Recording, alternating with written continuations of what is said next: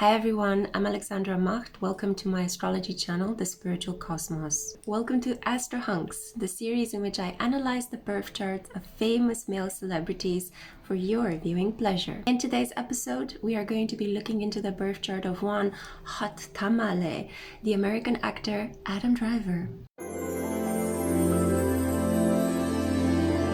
Now, you may know Adam Driver from two of his most popular works.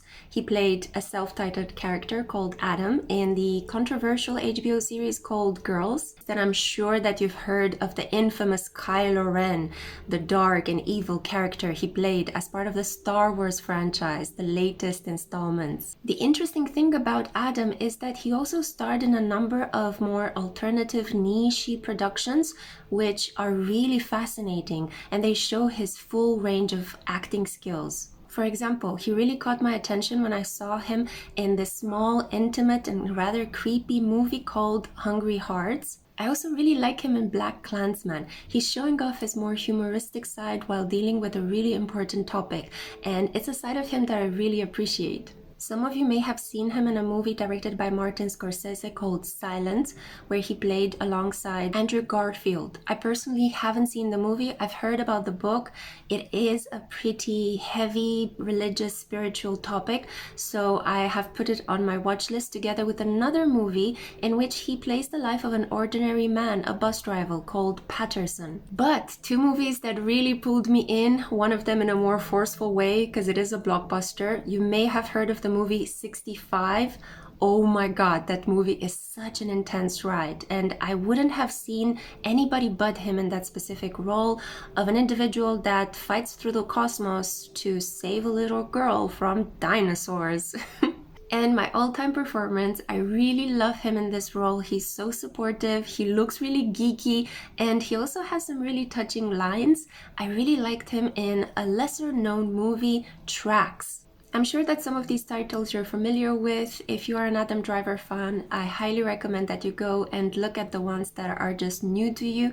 Maybe you don't know some of these movies, and I would be super happy if I'm able to introduce you to some new recommendations. But this video is going to be mostly about his astrological placements rather than his filmography, because that is my area of expertise. I'm a certified astrologer, and I'm super excited to talk to you about the 5 core aspects that stand out to me the most from his birth chart. A birth chart is a world unto itself. You can spend months, years, maybe even decades trying to unpick the complexities of your natal birth chart.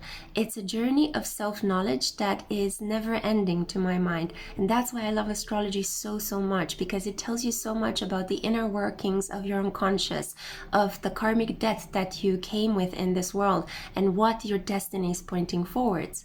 And because I could talk a whole day about his birth chart, I decided to keep this video short, interesting, and inspiring. So I'm only going to focus on the 5 appetite-whetting aspects of his chart. And hopefully I can entice you to maybe dig deeper into your own birth chart, or try to analyze his birth chart more in depth if you are a really big Adam Driver fan. I know I personally am. He is that kind of a guy that sits cozily inside my fantasies because I find him ridiculously attractive. Before I dive into the deeper analysis, here is a look at his birth chart so you can follow along with me with the interpretation.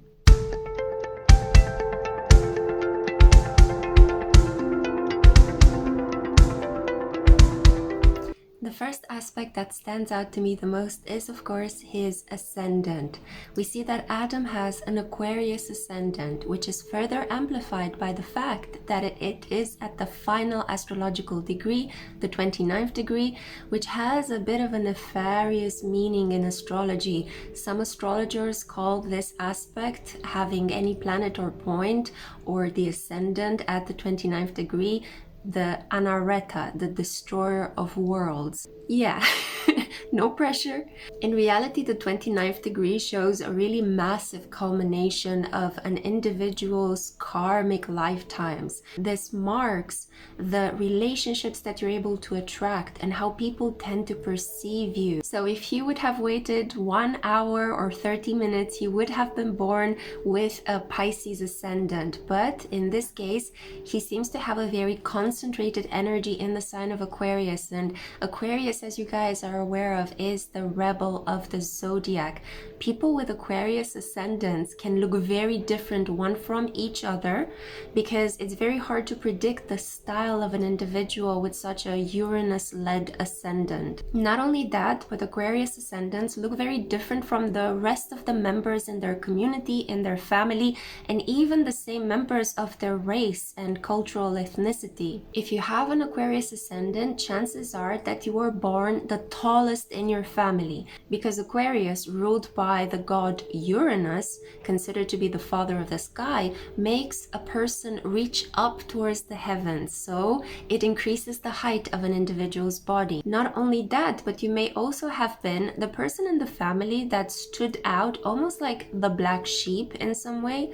Either the parents or your relatives, your siblings, singled you out for being unique, extravagant, a little bit tantrumy, rambunctious, so they cast you off psychologically and emotionally as the weirdo of the family. Or you took it upon yourself to consider yourself separate, distinct, very different from everyone else. It's almost like you knew from birth that you are carving your own path in life, and nobody is meant to tell you what to do, what to think, and what to feel. An Aquarius ascendant is similar to a Sagittarius ascendant in that it makes an individual very tall, very lanky, quite imposing, but different from a Sagittarius ascendant, it can make an individual either very much liked by people, especially people who appreciate originality and off the beaten track kind of styles, or you can make somebody completely disliked and challenged and judged and criticized by the people around them. Uranus-led individuals are always standing up against resistance. Aquarians, especially Aquarius suns, they have this pattern in their lives when they're trying to bring something progressive into reality, but they always meet resistance from tradition, from the social norms in society, from the rules of the law. However, this energy is not so concentrated in Adam's chart because he doesn't have the sun there. His sun is in Scorpio. His moon is in Taurus, which shows that if you are born with a sun opposite from your moon, you were born on a full moon, so he's a full moon baby. And his Aquarius ascendant at the 29th degree, the final destroying degree, carries with him a lot of karma, attracts towards him a lot of individuals that either love him or hate him.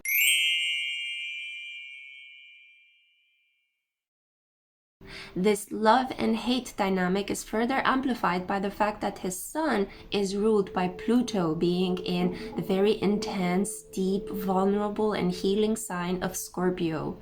Scorpios have this really well-crafted facade behind which they hide their intense emotionality, and the fact that we see that there is this uncomfortable energy between his sun and Scorpio, so how he normally is and how he acts, what his world revolves around, and his ascendant, an Aquarius ascendant, clashes with a sun in Scorpio because they sit in a karmic degree in a 90-degree angle on the zodiac wheel. This shows me that the first impression that you may have of Adam when you first see him in a movie or when you meet him in person is going to be very different than how he is as you get to interact with him at work.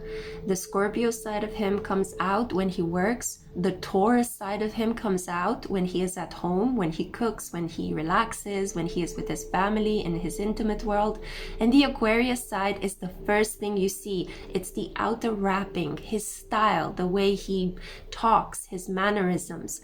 And he is pretty weird, I'm not going to lie. He is not the type of guy that a lot of people are going to say, yeah, he's really attractive. A lot of people may want to sleep with him. They may find him attractive on a kind of instinctive, animalistic level, but at the same time they may look at him and say, that's not a classically good-looking man. An Aquarius ascendant can provoke these very strange reactions in other people, how we tend to judge Aquarius ascendants in a very unjust, unfair way, because most of the time the way that they talk, the way that they come across, their style, and the values that they stand for tend to be years ahead of the zeitgeist. So they are trendsetters. They are people that do certain things that a lot of us still have to catch up with.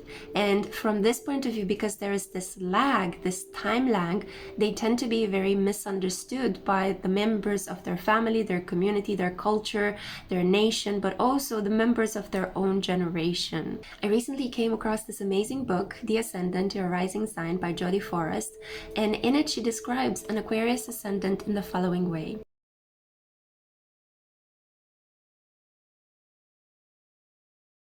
Final thing I need to say about this position is that when you have an Aquarius ascendant, you automatically have a lot of energy in Leo in your 7th house. However, because Adam has his ascendant at the final degree of Aquarius, most of his 7th house is occupied by the energy of the sign of Virgo. So in his personal connections, he tends to come across as a little bit controlling. He is quite perfectionistic. He is hardworking and loyal. This is not a man who strays. This is a person who loves to be in a long-term committed connection. And as a consequence, we can see that he has been having so far a successful marriage with his partner, Joanne Tucker, with whom he has been together for 11 years now. He also has 2 boys with her, and they've been kept a secret from the media. I actually didn't know that he had another son. I only knew about the first one, but the second one was born in 2023, again, under secrecy and privately away from the scrutinizing eyes of the media. And I really find this quality, his private, intimate world, really fascinating, which helps me segue into the next significant point in his chart. I know it's a bit of an unorthodox approach, but I am going to talk about his moon first rather than his sun. I know that people go straight for the sun in the judgment of an individual's personality, but I like to keep the sun in the center of my analysis because the sun shows how all of the other planets in our chart, and especially the karmic points, the south node and the north node, revolve around what core energy and how all of the aspects, all of the positions help the sun accomplish its goals. And in order to understand the sun, we first need to understand the outliers, the other placements of the planets and the houses in which they are, and how they actively contribute to help the sun achieve its destiny, achieve its goals in this lifetime. In Adam's case, we see a moon in Taurus. This is fascinating because how he is at work is very different than how he is at home in his intimate world. A moon in Taurus is an exalted placement of the moon. A lot of astrologers consider that the qualities of the moon, the nurturing energy, the keeping, maintaining of personal connections, the ways in which we relax and take time off, the ways in which we get in touch with our dream world, and the ways in which we protect and keep those that we love safe are best represented through the earthy, stable, fixed energy of the beautiful sign Taurus. And Taurus is a beautiful sign because it is naturally ruled by the goddess of beauty, Venus Aphrodite. His inner world is one of emotional stability. This is a person that doesn't have wild fluctuations in his emotional world. This is a person that you can rely upon. He is a hard worker as well, but he's also a sensualist. We're dealing here with a man who really loves the sight, the smell, the touch of something. He is also very big on food. He really relaxes by eating. He relaxes by having a set routine. He may also find comfort in having certain set ideas, certain set habits, and he doesn't find it comfortable to get outside of them. This is not a person that likes to switch or create a lot of chaos in his life, which in some way may intervene in a negative way with the conscious energy of his solar light, his scorpionic energy, which is meant to provoke a lot of change in his life and in the lives of those around him. But he mediates this by having chosen the profession of acting, which is a really good outlet for him to kind of balance in between these two extremes provided by his sun and the moon. A moon in Taurus also shows an individual that had an appropriate amount of nurturing from the mother. However, in his case, there are certain aspects attached to his moon.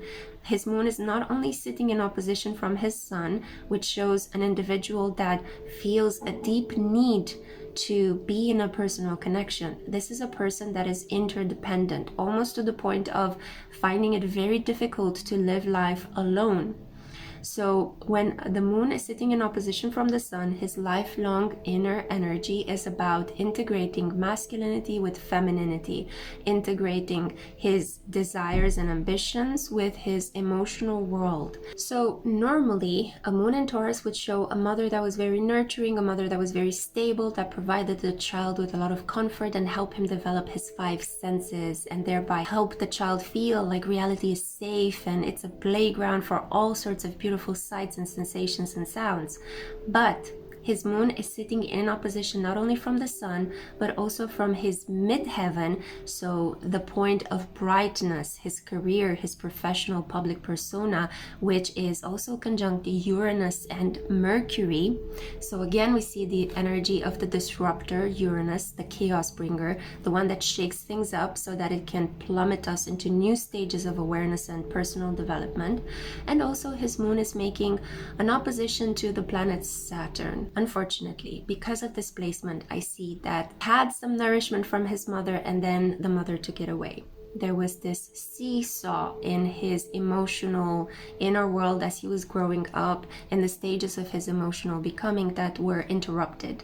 A moon sitting in opposition from Saturn talks also about an individual that may have struggled with getting enough food, with living a sufficiently wealthy life, a life that could provide him with the fulfillment of all of his needs.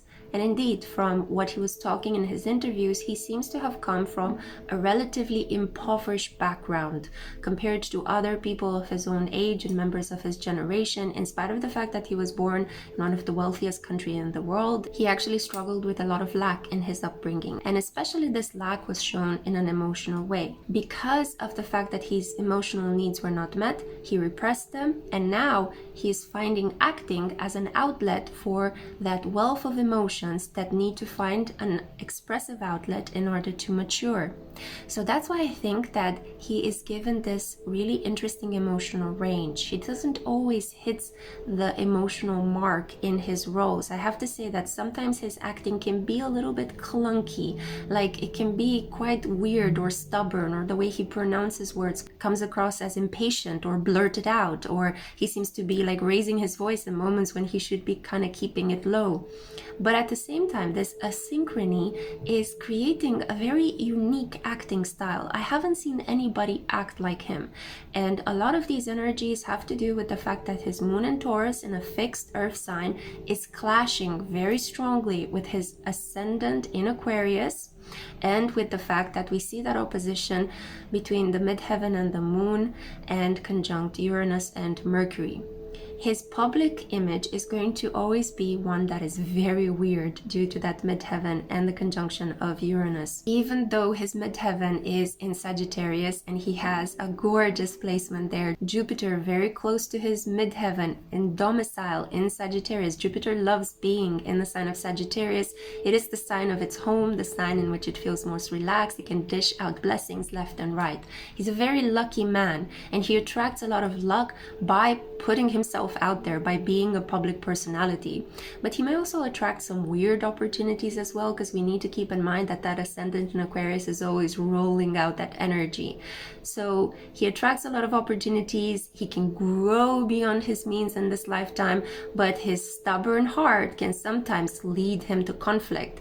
He may desire to be paid more than he actually is for his role. So there could be some issues there related to money, because Taurus rules over financial energy. In order to fulfill the requirements of a role, maybe he needs to spend 6 months in Brazil, and that takes him out of his daily routine that is so nourishing to his Taurian moon.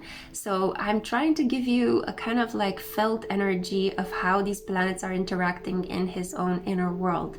But what you need to know is that he is a pretty meat and potatoes kind of guy at heart. He loves the idea that he has a family. He loves that he can work. He loves food. He loves sensual pleasures in life. He would be very happy to just kind of keep things simple in his immediate environment, and he also really enjoys knowing what he can rely upon. We're dealing here with an individual that's very, very loyal. So in case you also kind of have the hots for him and you're wondering, you're fantasizing about how he may be as a boyfriend, Yeah, this one is a keeper. Okay, we've reached point number 3. Let's talk about his Sun in Scorpio, which comes with a lot of other energies around it, as you can see from the chart. So Adam has what astrologers call a stellium. A stellium is a cluster of planets in a specific zodiac sign in a person's chart.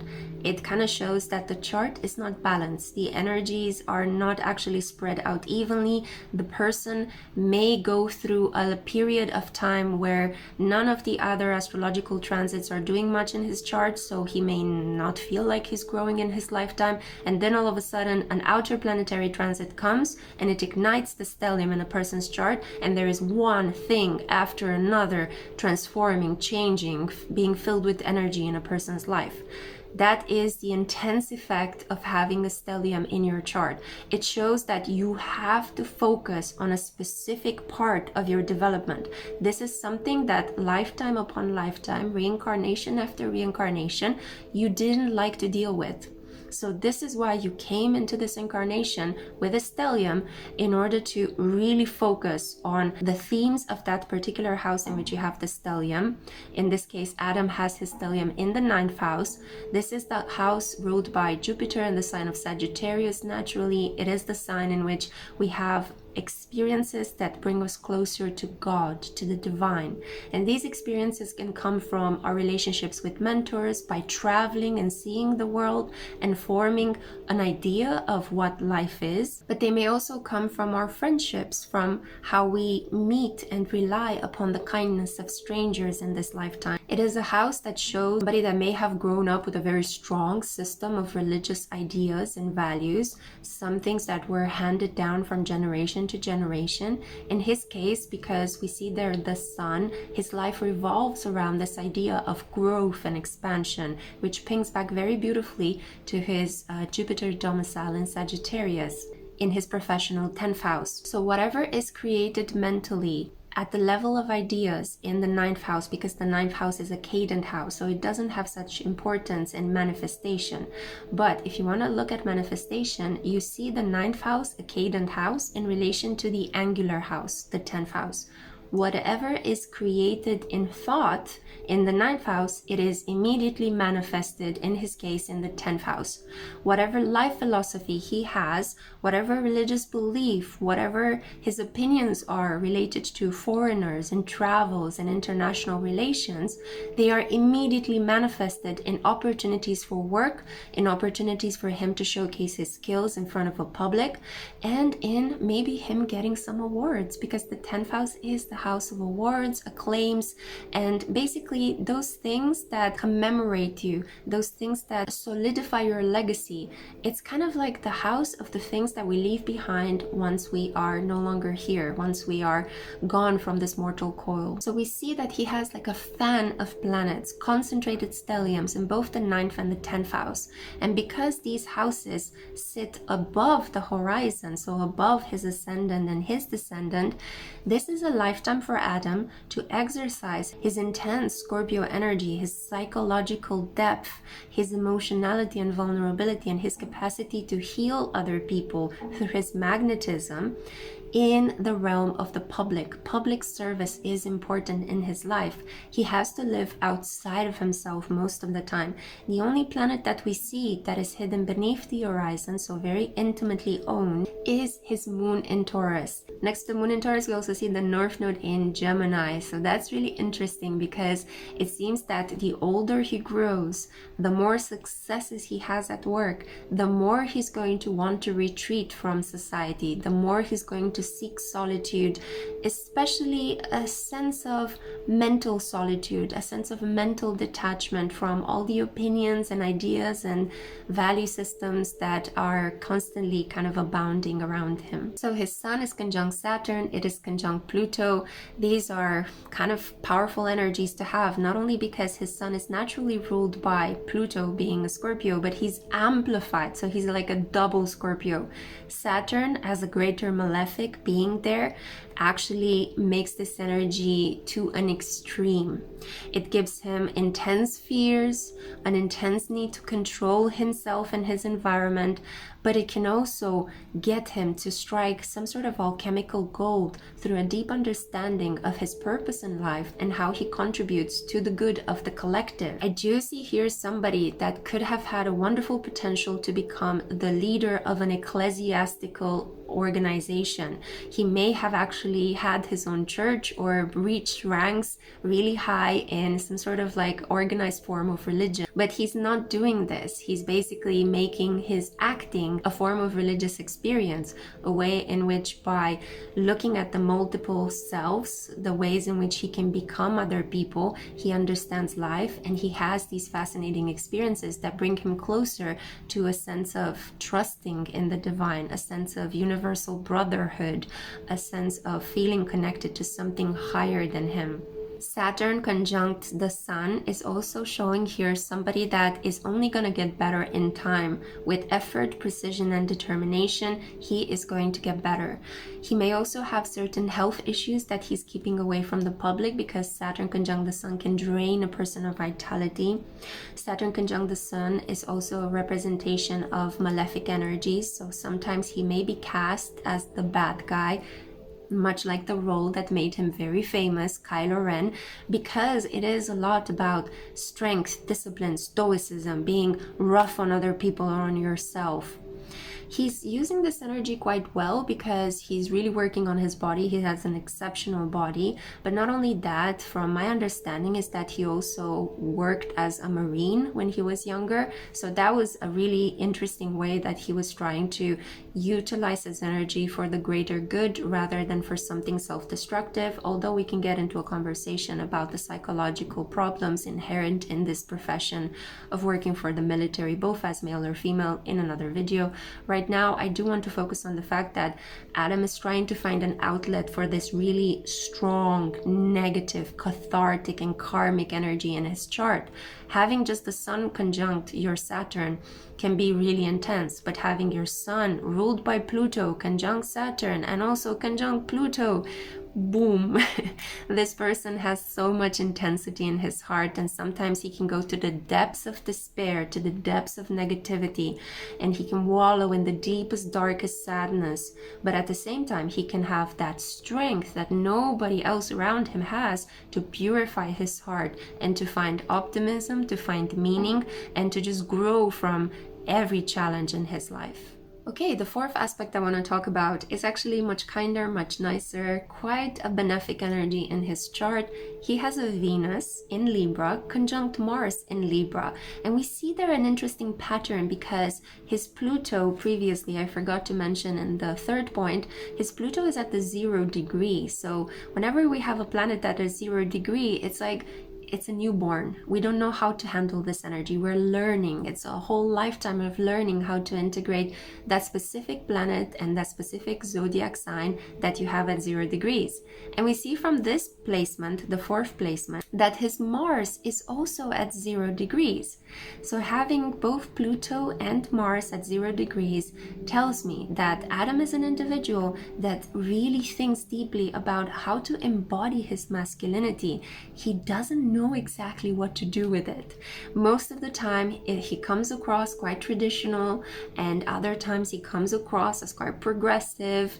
I feel that even the fact that he has 2 boys as children is part of this energy of him doing the work of integrating what masculinity is, thinking deeply about the role of a man in society, and how to use his aggression, his lustiness, in a constructive way, in a way that benefits the people around him and his work. Now, why am I saying that he has to think deeply? Because his Mars and Venus are in the sign of a thinker. Airy energy, Libra energy, tends to make a person quite light-hearted, quite superficial in their personal connections, very prone to beauty, very attracted to beautiful things, classically beautiful things, but also it gives the energy of a person that really knows how to schmooze and charm individuals. Mars conjunct Venus in Libra also makes somebody really attractive. So this aspect shows that the image of femininity, receptivity, and everything that is correlated to feminine energy in general, in combination with masculinity, are very beautifully integrated inside of him. And if we think about the second placement, his moon sitting in opposition from his sun, we see that he is endowed with a lot of inner contradictions, inner polarities that he has to somehow find a way to gel, to blend. And that's where his alchemical sun in Scorpio is coming into play. He needs to heal his masculine energy and his feminine energy. He needs to somehow get them to love one another. And by doing this, he is also creating harmonious relationships in his reality. We see that he played in a number of movies in which he was the main actor next to a main female protagonist. Their stories were mostly about themselves, and some of these pieces, such as Tracks or Hungry Hearts, and even Marriage Story, a movie that I really didn't particularly like. I thought that the script was a bit convoluted. But anyway, he does act quite well in that movie alongside Scarlett Johansson. But most of these movies are given to him, helping him fulfill this energy of his Sun conjunct Venus in Libra. Through talking with a partner, through trying to reach compromises, through thinking about what's fair, how much am I giving, how much am I taking, by having this conversation constantly in his mind, in his roles as well, displayed in his profession, he is bringing out the beautiful energy of this combo. A Venus conjunct Mars makes a person incredibly attractive to both men and women. I'm sure that a lot of men and women have been hitting on him relentlessly throughout his lifetime. I'm sure that people have, sensually propositioned him, and I'm sure that he had to turn down a couple of roles or a couple of situations because of that. If we go back to his earthy core, we can see that with a 7th house in Virgo and with the moon in Taurus, this is a very, very traditional guy at his core. He likes loyalty, he likes commitment, he enjoys being married, he enjoys being given a predefined mold in which he can intimately settle into. However, his Venus and Mars energy tend to be a bit more forward-thinking, more progressive. This is the energy that really supports his Aquarius ascendant, making him be quite unique in his sense of style, a wonderful appreciator of beautiful details, and also have a bit of an artistic heart. And this energy is further emphasized by the fact that Venus and Mars are in some of the most important relationship houses. So this is very strongly connected to his capacity to share his energy with a partner, and he loves to do that. He loves to be part of a long-term commitment. He loves to have some sort of marriage signed contract, a marriage agreement that makes him relax enough and feel safe enough to give his energy and give his all, his best, to a partner. Partnerships are essential in Adam Driver's lives. I feel that without them, he would lose his core and he will bring out the more malefic energies of his Sun and Scorpio conjunct Pluto and Saturn. Even if they are loosely conjunct, they are still conjunct. They are still revving up that darker energy. So I think that being in a connection keeps him balanced, it keeps him centered, it keeps him humble, and it keeps him in a way positive about the future. Because with an Aquarius ascendant, this is a man who may obsessively think about the future of his family, of his country, of the world, of humanity actually. Now the final placement I want to talk to you about is the karmic one. We see there is South Node in Gemini in the 4th house, and the corresponding energy is a North Node in Sagittarius in the 10th house, conjunct Jupiter, Neptune, Uranus, Mercury, and the midheaven. So that's a lot of energy to pack into one house, and that's big energy because Jupiterian energy, Sagittarius energy is bigger than life, right? It's larger than anything that we can expand and think of. So you're dealing here with a naturally lucky individual. He has like 9 lives, a capacity to reinvent himself. The moment that you typecast him into a role, he flips away and completely finds a lucky break somewhere else. This is a person that you find very hard to contain, very hard to understand, and very hard to kind of keep tied down. which brings us this immense contradiction between his earthy placement that we talked about, his desire to be in a personal connection, and then his Sagittarius stellium in the 10th house conjunct his south node, so his comfort zone, what he naturally feels more connected towards, where he likes to go towards when life becomes too hard. Traveling, having adventures, being passionate about something, having a purpose in life, and being also a little bit dogmatic with his ideas. Those are the things that define how Adam is when he is a little bit scared, when he doesn't want to push himself to grow. It's a bit paradoxical to have such growth energy in your comfort zone. It shows me that he comes from a lifetime of actually having served in the military, having explored the world. He may have actually been a religious pilgrim, for example. He may have been part of the Crusades in a past lifetime. But in this lifetime, he is meant to get more in touch with his soul, spend more time at home, build a family. The 4th house is the backbone of the zodiac. It is the place where we retreat into to make friends with our emotions. Emotions could scare him. Emotions could suffocate him. And that's also because the Aquarius ascendant that he has tends to make him be a little bit of a detached individual. When he interacts in public or when he works with other people, he may have these moments when he comes across as very intensely because of his Scorpio sun, but then equally he could just pull back and be completely nonchalant and detached and act almost as if he doesn't care about much. Desire to kind of retreat into work whenever life at home becomes too demanding. So that's another way in which this energy plays out.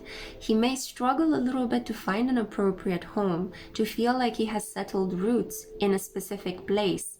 To him, being a father and having a home and being married and kind of dealing with his feelings and healing himself, that's his growth zone. That's a place that he may actually find a little bit uncomfortable from time to time. It's a place that he may constantly be obsessed by, but at the same time, that also shows his point of big fear, the point where he needs to summon courage in order to achieve his destiny. Now, Gemini energy is also about being flexible in your thinking, being more lighthearted, laughing more, not being so serious, not taking everything like it's the final thing. And we can see that his energy sometimes tends to be a little bit more morose, right? He looks like a grumpy bear. He doesn't smile so often, and when he smiles, it looks a little bit weird. It looks a little bit, I don't know, I wouldn't say unattractive, but it looks a little bit unnatural, kind of forced. He does have a great smile, and he does kind of light up, the space around him when he actually seems to be laughing from his heart. But at the same time, it does feel much like his North Node is showing something that he kind of had to work at in his lifetime. While when he is more serious, more intense, doing physical work, being like super disciplined, taking on these action-packed roles, it seems like it comes more naturally to him, and that is the legacy of his South Node in Sagittarius. Another thing I need to say, and then I promise you I'm going to wrap this up, I don't want to make it too long, is that a North Node in the 4th house pushes him to really work at his relationships to women, because the 4th house shows realm of femininity. The 4th house is also called the womb of the zodiac. It is ruled by the sign Cancer and the energy of the moon. And I find it fascinating that his partner is actually a sun in Cancer. From what I could find online, I dug up her birthday, and it seems like John Tucker is born with the sun in Cancer. So she carries this energy that he may feel obsessed by, but at the same time, he may also find a little bit intimidating, which I think that, being obsessed with and finding somebody intimidating is the best placement to have as a spouse. That's exactly how a spouse should be. Intimidating, but also you should always want more of her, right? Kind of reminds me of what Christian Bale said about his wife, C.B. Blatchek, that he finds her really scary from time to time. Anyway, that's just a humorous aside, but we see here an individual that is learning to be less dogmatic. He's learning how to express himself. He's learning how to communicate his feelings, how to be more homely, how to be a father figure, and also how to actually embody this energy of, being able to talk to women, being able to relate to them, to respect them, These are all pointers that show towards what his destiny will continually push him towards. So let's keep our hopes up that he will never disappoint us, ladies. I know for sure that he's one of my favorite American actors at the moment. This is what I had for you. Thank you so much for listening. If you found this analysis interesting and you would like to support my channel, you can do so by becoming my patron. For just $5 each month, you can get extra astrological content and support my channel. Make sure to follow my website as well. I post weekly astrological articles, and if you're an astro buff, then you may find the articles really interesting as well. And also, if you feel inspired to get a personal birth chart reading with me, I offer a birth chart report reading on my website as well, or you may find a transit report more appealing to you. I also offer a synastry report if you want to look at the energy between you and another person, or you may want to purchase a love asteroids report, which shows how asteroids really influence the energy of your Venus in your chart. So that's a very unique report. I haven't seen anybody offering something like this on the market so far, so please take that into account if you are looking for something interesting to explore about your astrological self. Once again, thank you for listening, and see you in my next one. Ciao!